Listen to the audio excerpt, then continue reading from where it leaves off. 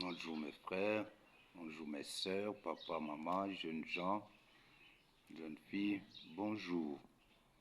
Le Seigneur vous aime, le Seigneur m'aime, le Seigneur nous aime tous. C'est ce qui a fait qu'il nous a réservé d'abondantes bénédictions et de grandes victoires sur l'ensemble de nos ennemis. Aujourd'hui encore, nous allons parler de quelque chose de très important, très important. Comment vaincre le diable, comment vaincre les démons, comment vaincre toutes les tentations que ses ennemis nous envoient.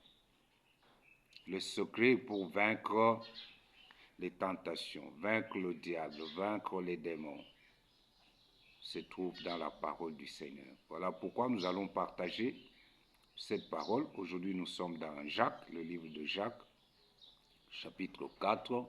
Nous allons lire le verset 7e. Juste ces seuls passages de la Bible. Jacques, chapitre 4, verset 7, nous lisons au nom de Jésus-Christ. Soumettez-vous donc à Dieu, résistez au diable et il fuira loin de vous. Résistez au diable et il fuira loin de vous. C'est le diable qui est à la base de toutes les tentations qui nous viennent. Il se fait aider par les démons, parfois aussi par les humains qui sont à son œuvre, qui viennent nous tenter pour nous faire écrouler. Mais ici, le Seigneur nous dit, résistez au diable et il fuira loin de vous. Comment résiste-t-on au diable? L'ennemi nous attaque par des pensées impures. Tout commence là-bas. Et les pensées, c'est dans l'âme. Quand il vient là, pour tout enfant de Dieu qui a reçu Christ comme Seigneur et Sauveur, en lui habite le Saint-Esprit, en lui habite le Seigneur Jésus-Christ. Et Jésus a dit, mon Père et moi, nous viendrons chez lui, chez la personne qui a reçu Christ. Nous viendrons là-bas et nous ferons notre demeure. Donc, et le Père, et le Fils et le Saint-Esprit se trouvent dans la personne qui a reçu Christ comme Seigneur et Sauveur personnel. Cela étant, le diable ne peut plus venir habiter dans cet homme-là, dans cette femme-là. Vous ne pouvez plus être possédé par les démons. Non, mais vous serez influencé à distance. L'ennemi va attaquer vos pensées, l'ennemi attaque mes pensées pour nous amener à adhérer à ses propositions, comme il avait fait avec Ève dans le jardin d'Éden. Il lui a fait des propositions. Il a causé avec Ève. Il a donné certaines pensées, certaines directives. Ève avait accepté et c'est comme ça qu'elle était tombée dans la tentation. Même aujourd'hui, le diable nous tente de cette façon-là. Il nous lance des traits enflammés à distance, les démons également. Ils mettent certaines pensées, ils lancent des pensées contre nous. De sorte que quand nous acceptons la pensée de l'ennemi, quand nous cédons à la tentation, nous tombons dans le péché. Et le péché arrive de plusieurs manières. Il y a des moments où l'ennemi vient nous bloquer seulement. Il vient vous dire, toi tu es pauvre, jamais tu n'avanceras. Toi tu es malade, jamais tu ne guériras. Toi tu es célibataire, jamais tu n'auras de mariage. Toi tu es, c'est pas moi, chômeur, jamais tu n'auras d'emploi. Et vous accédez à de telles pensées, de la même manière qu'il nous tente aussi pour tomber dans tel ou tel autre péché. Il le fait aussi de cette façon-là. Si nous adhérons à ces pensées, nous acceptons ces pensées comme étant nôtres, l'ennemi vient vous dire, vous êtes adultère, vous n'irez pas au ciel, alors que vous avez déjà reçu Christ. C'est du mensonge, c'est une tentation. La Bible nous dit, et c'est le Seigneur qui nous parle, que nous avons le droit de résister au diable. Nous avons le droit de refuser les pensées que le diable voudrait nous imposer.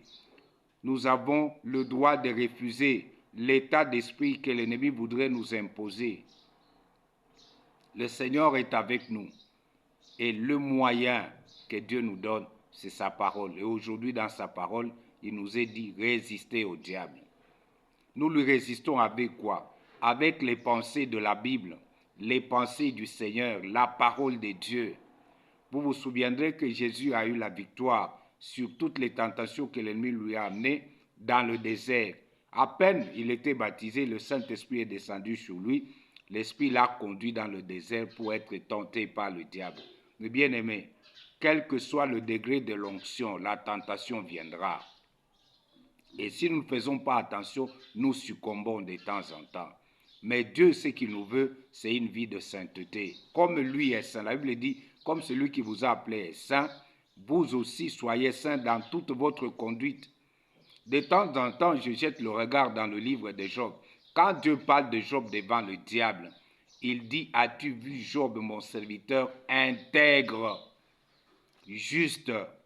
Il y a moyen d'être intègre, il y a moyen de nous maintenir dans la justice de Dieu. Il y a moyen de nous maintenir dans la sainteté. Mais souvent, ce sont des petites astuces qui nous manquent et nous succombons comme des mangues mûres devant l'ouragan. Le Seigneur nous aime. C'est pourquoi il nous parle de temps en temps. Il nous forme et il nous affermit. Le diable vient avec ses mensonges. Tout ce que le diable nous dit, quelle que soit la forme que ça peut prendre, c'est du mensonge. Ce qui est vrai, c'est ce que Dieu dit de nous. C'est ce que Dieu dit pour nous. Vous et moi, nous sommes saints. C'est établi. Le Seigneur nous a sauvés, nous a délivrés de la manière de vivre que nous avions dans le temps et il nous a sanctifiés. Et nous devons marcher avec ça en tête. Le diable vient attaquer Jésus lui-même. C'est l'exemple qui nous est donné dans la Bible. Mais comment Jésus a vaincu le diable? Quand vous lisez dans Matthieu chapitre 4, on parle de la tentation de Jésus. Rempli du Saint-Esprit, sans mesure, mais tenté. Vous et moi, nous serons toujours tentés. Mais voyons le modèle de victoire. Le diable puise même dans la parole de Dieu pour nous dérouter. Mais nous aussi, le Saint-Esprit nous donne la parole de Dieu pour vaincre. Satan vient quand il nous tente. Nous devons avoir la connaissance de la parole. Nous devons lui résister avec la parole. Quand vous tombez malade et que Satan vient vous dire, vous êtes maladif, en vous, la parole de Dieu viendra pour vous dire, dans Ésaïe 53 par exemple, il nous est dit que dans les meurtrissures de Jésus-Christ, nous avons déjà été guéris. Opposez-lui cette connaissance-là. Dites-lui, moi je ne suis pas malade et je ne serai pas malade parce que Christ m'a déjà guéri. Quel que soit le temps que la maladie va prendre, dites-vous que vous n'êtes pas malade, vous êtes déjà guéri. Ce n'est qu'une tentation. La fin peut venir, mais elle ne va pas être éternelle. Ça vient pour un temps. Vous pouvez manquer de moyens financiers. Dites-vous, moi je suis riche. Mes moyens sont là. Ce n'est que question de temps. Toi, le diable, tu ne peux pas me dire que je suis pauvre. N'accepte pas. Si tu acceptes, tu vas demeurer dans la pauvreté. Alors que des riches qu'il était, Jésus s'est fait pauvre pour que toi et moi, nous soyons riches. Dieu nous aime. Il nous faut résister au diable.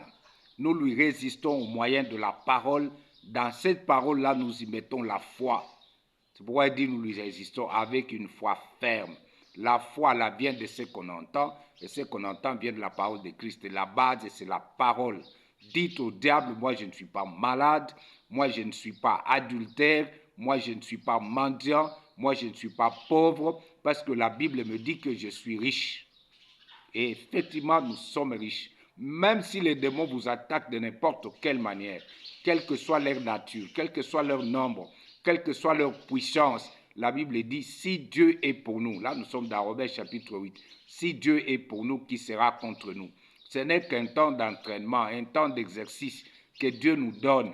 Il nous laisse pendant un temps face à la tentation et il veut voir comment nous allons réagir et comment nous allons réussir. Si nous sommes tombés plusieurs fois là-dessus, sachez que Dieu revient pour nous dire non, l'échec n'est pas notre part.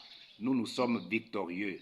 Même en étant dans cette affaire-là, le Seigneur vient, il nous délivre, il agit et il nous bénit. Que Dieu nous bénisse tous. Père, merci de nous avoir parlé en ce moment encore. Que par cette vidéo, tes enfants soient bénis et que ceux qui ne sont pas encore en Christ reçoivent d'abord Jésus comme Seigneur et Sauveur personnel pour bénéficier de cette bénédiction, de cette promesse. Que ton nom soit béni, loué, exalté au nom de Jésus-Christ. Amen. Que Dieu nous bénisse et soyez bénis de partout où vous vous trouvez au nom de Jésus-Christ. Amen.